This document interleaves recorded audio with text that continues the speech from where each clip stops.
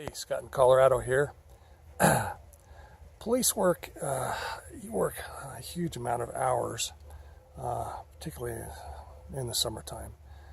You've got training, you've got court, well, you have court year-round, you have training year-round, but particularly in the summer because it's conducive to training.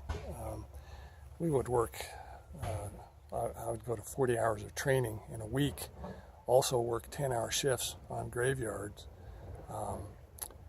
And then have court as well at the same time. There were days that I only got like an hour's sleep for a week, a night, an hour's sleep at most, a night, a week. Absolutely ridiculous. Half the time you're running around in zombie mode trying to stay awake. We double up in squad cars just to stay awake. Most police departments in the United States have one person per vehicle. And all these cop shows that show two people, it makes for more drama. LAPD does it that way. The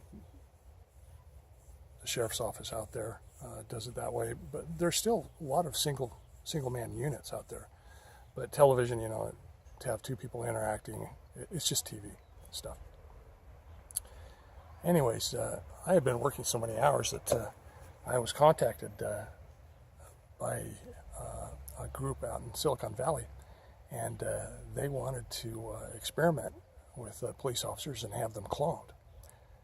And so I said, well, yeah, let's try this experiment.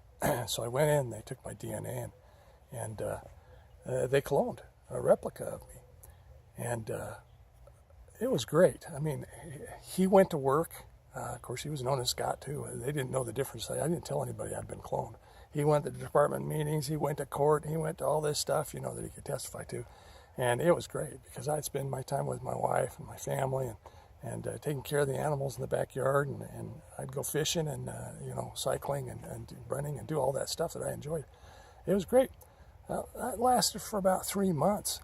But I found that, you know, when you clone something, there's always a defect in the clone. And my clone's defect was that he had a really foul mouth. Now, you know, I don't like swearing and cussing. I just, you know, I was taught vocabulary, and I don't think it's necessary to lower yourself and use gutter language. But this clone started getting me in trouble, and pretty soon I was getting called into the chief's office and lieutenant's office, and people are getting upset. There's some complaints from the community. So I decided, well, I got to get rid of this clone somehow. I didn't know what to do. But anyways, one day we had a suicide attempt. He was a jumper. He was up on a real high building. It was about 8 stories up. And, he was going to jump off a hotel there in town.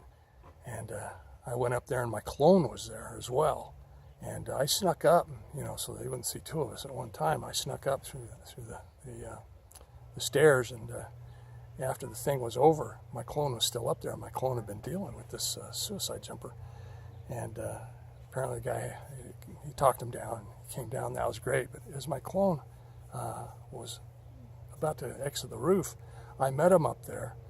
And I was asking him questions, and he was pointing down around, talking to me, and next to the edge. And I went and I shoved him off. And it killed him. I killed my clone. And you know, they arrested me, and they took me to jail. You know what they charged me with? Making an obscene clone fall. See ya. It's just a joke.